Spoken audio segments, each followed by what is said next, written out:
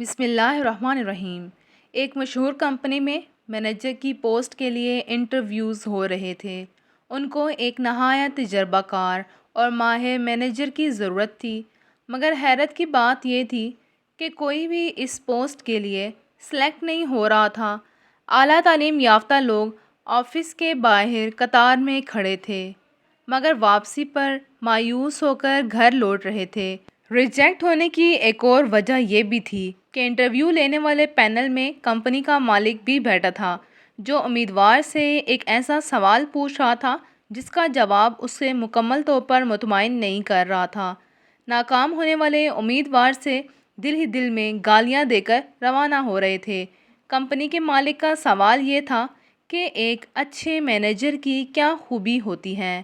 کوئی جواب میں کہتا کہ ایک اچھے مینیجر کو وقت کا پابند ہونا چاہیے، تو کوئی امیدوار کہتا کہ اچھے مینیجر کو پروفیشنل ہونا چاہیے۔ کوئی جواب دیتا کہ مینیجر کو کمپنی کا وفادار ہونا چاہیے، تو کوئی کہتا کہ مینیجر کو ایماندار ہونا ضروری ہے۔ مگر ان تمام جوابات پر پینل خاموش ہو جاتا اور یہی کہتا کہ آپ جا سکتے ہیں، آپ سے مل کر بہت خوشی ہوئی۔ صبح 9 بجے سے انٹرویوز جاری تھے۔ تقریباً 4 بجے ایک امیدوار آفس میں داخل ہوا۔ باقی سب امیدوار اسے دیکھ کر ہنسنے لگے، کیونکہ اس نے سر پر پگڑی پہن رکھی تھی۔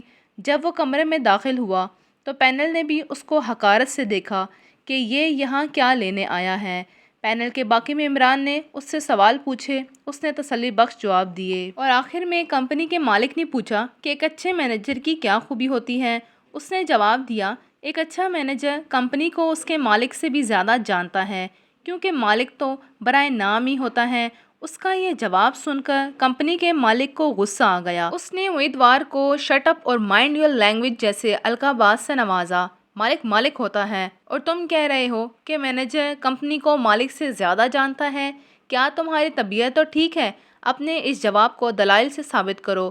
امیدوار نے مسکراتے ہوئے جواب دیا کہ سر، میں نے اپنے گھر کے ماحول سے ہی سیکھا ہے اور اس نتیجے پر پہنچا ہوں کہ مینیجر کمپنی کو مالک سے زیادہ جانتا ہے۔ میرے والد ہمارے گھر کے سربراہ ہیں، یعنی مالک ہیں۔ کوئی ان کی اجازت کے بغیر نیا کام نہیں کرتا۔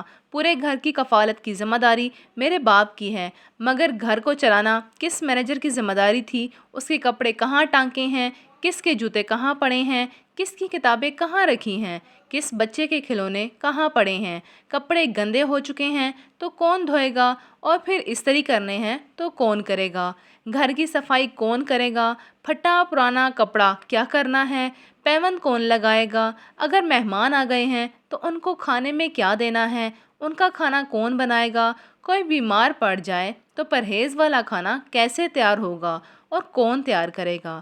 یہ سب مینیج کرنے والی شاندار مینیجر میری امی جان ہی ہیں۔ اگر کبھی کبھار بھول کر بھی ہم ابو سے پوچھ لیتے کہ فلاں چیز کہاں پڑی ہے، تو وہ ڈانٹ کر کہتے کہ مجھے کیا معلوم، اپنی ماں سے جا کر پوچھو۔ حتیٰ کہ ابو کے بائک کی چابی تک ماں کو پتہ ہے کہ وہ کہاں پڑی ہے۔